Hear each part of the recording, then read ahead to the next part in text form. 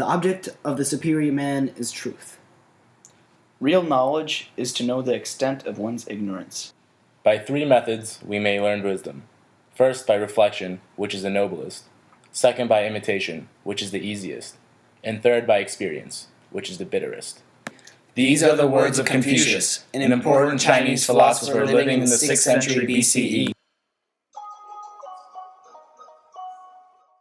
It was the age of spring and autumn, between 720 and 480 BCE, a time of great volatility and uncertainty for civilized China. The feudal system of governance was fading away. The grip of power by the royal Zhao dynasty was weakening, and the family maintained control over little more than an individual kingdom, not dissimilar to those on the rise around it. The new rulers of individual kingdoms had been able to acquire great influence over time through land annexation and establishing sovereignty through increased warfare, with several kingdoms each turning on the ruling dynasty to become independent. Alongside this political strife came major social changes. Survival required political and economic alliances and the accumulation of productive wealth. In order to expand state resources, advances were made through the construction of canals, reservoirs, and roads to further agricultural output and interstate trade. Merchants and artisans began to obtain societal standing. In spite of this seeming openness, large walls were put up around key cities to protect not only from neighboring encroachment, but also against nomadic tribes and barbarian states. Additionally, appreciation of etiquette and philosophy was found to be lacking as political corruption polarized the societal roles of the rich and the poor.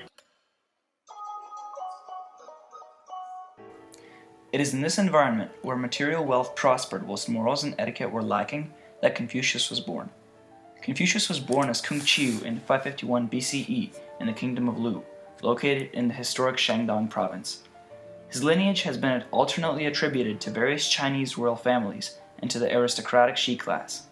Despite his highborn ancestry, he was forced to undertake menial jobs such as cowherding and bookkeeping after the death of his father early on in his life. Supporting his remaining family through such jobs, he gained a practical view of the world, the application of which would be the base of his future ideas.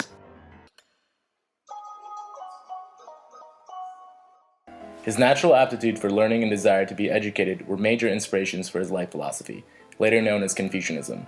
He appears to be a largely self-taught individual, rising to political prominence through his ideas on morality and personal conduct. His exact political positions are a matter of debate, but he is known to have influence in his hometown of Lu, particularly as a protector and advisor to Duke Ding of Lu in 500 BCE. It was a precarious time for his native land, and several surrounding states' rulers plotted to capture the Duke and possibly take control of Lu. Confucius is depicted as an able negotiator, capable of forging an agreement for the state of Qi to withdraw from Lu's land, with a promise from Lu to assist the other state with military power. Confucius's teaching was initially parallel to his political role. He is known to have opened his first school in 529 BCE when he was only 22 years old, where he gathered around 72 loyal disciples. The curriculum was founded upon the burdensome education of stagnant society for the reversal of societal norms.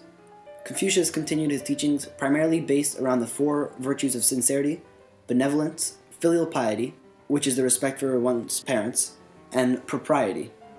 He focused on the passionate deliverance of a contagious virtue for the righteous moderation and the balancing of life's extremes.